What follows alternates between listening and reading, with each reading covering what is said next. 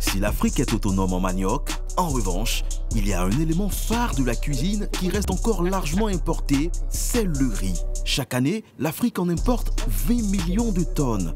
Mais là encore, la donne est en train de changer et le riz africain commence à se faire une place.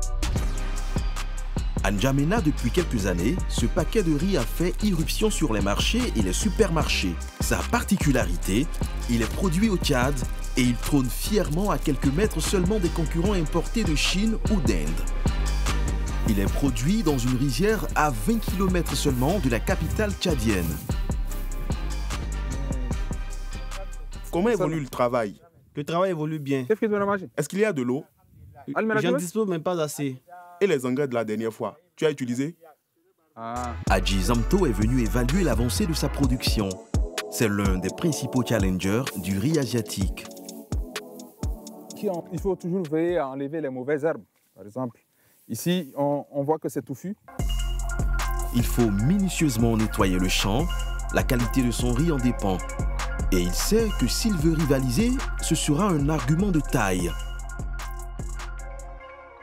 Toujours s'assurer d'enterrer les mauvaises herbes pour qu'ils puissent constituer de l'humus. Quand on les enterre et on les tourne comme ça, en se décomposant, ils vont enrichir encore la terre. Cet économiste s'est lancé en 2019.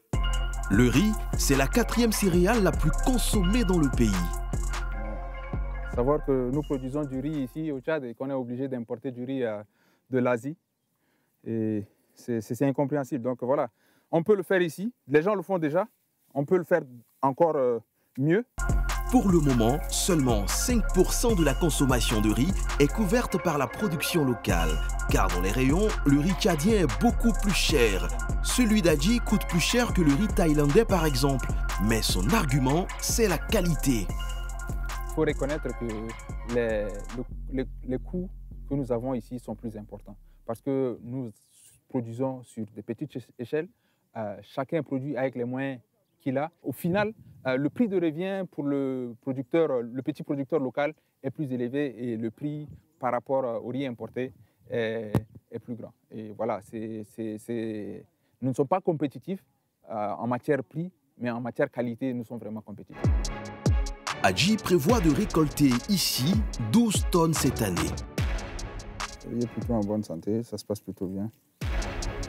Pour écouler sa production, il mise tout sur la saveur de son riz, plus adapté au marché local. C'est un riz qui est parfumé, c'est un riz qui ne colle pas à la cuisson. Et en fait, elle a une origine du riz basmati qui est produit en Inde. Malgré les difficultés, Hadji compte sur ses arguments pour développer son chiffre d'affaires. Moi, je compte produire au moins sur 10 000 hectares, pourquoi pas.